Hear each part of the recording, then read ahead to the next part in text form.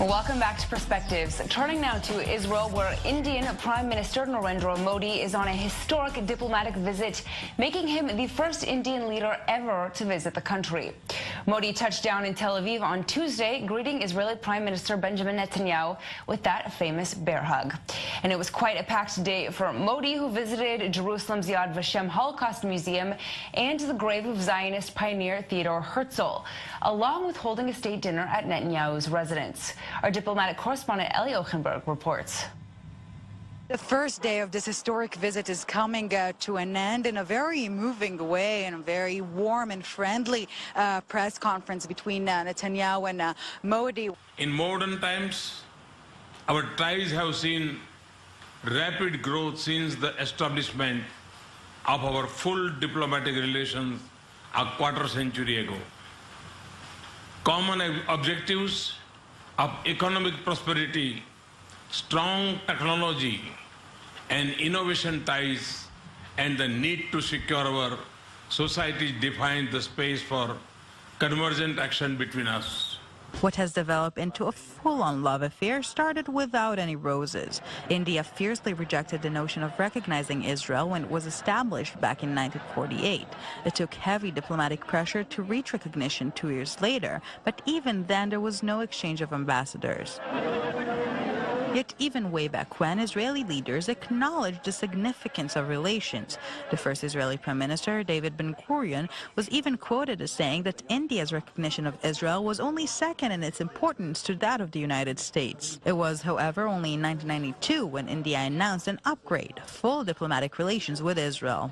And indeed, ever since, mutual visits and increasingly tight cooperation have been the bread and butter of relations. Another major shift, much in evidence, took place when Indian Prime Minister Narendra Modi took office. Relations with Israel reached a whole new level. A special bond between Modi and Netanyahu also grew, something Netanyahu mentions quite often. As we know, we have the talents of the people of Israel, and we believe in this partnership of talent. We both seek a better future for our peoples. Doing so requires a lot of work. It won't happen overnight, but Prime Minister Modi and I have the same trait.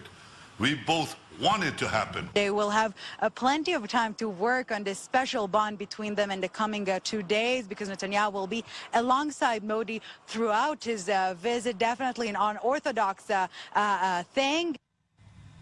Earlier, we heard from David Keenan, the vice chair of the Indo-Israel Chamber of Commerce, about joint interests of India and Israel. There is a clear, complementary capabilities in Israel and in India. There are many things which are similar, like the basic culture, which is the long-term culture with a couple of thousands of years of Jewish versus Hindu culture. But when it comes to the economical side, India brings a lot of scale, the ability to do things in big way, in large projects and so on. And Israel brings innovation and practically the ability to resolve problems which are very hard to be resolved. As of now, the largest sector is defense, and the reasons are geopolitical reasons. The fact that India is shifting away from buying Russian defense equipment, but still not in a position to buy from the U.S. and from the Western world. So Israel is, I would say, a native supplier. Of course, China is not an option, because China and India are at least potentially are military foes. But the future comes specifically, I believe, in the tech industry. Modi will be in Israel for 3 days, but is not scheduled to meet with Palestinian leaders in the West Bank. He did, however, previously meet with Palestinian President Mahmoud Abbas in New Delhi last May. Our senior Middle East correspondent Mohammed Al-Qasim looks at what's behind the move and how the decision is being received by the Palestinian community. Finally, Israel is getting the relationship it wants with India. India's Prime Minister Narendra Modi is on a 3-day official visit to Israel, the first ever by an Indian head of government. Relations between Jerusalem and New Delhi are at a historic high. The two countries are expected to sign deals to boost their military, technology and economic ties. Apparently, this visit to Israel is pure business, which means that India and Israel are promoting and are developing business interests, economic interests, mutual interests that of great importance to the both countries. But the most significant element of Modi's trip may lie in its diplomatic impact. India has historically been a staunch supporter of the Palestinians, especially when former Palestinian leader Yasser Arafat was still spearheading the Palestinian cause.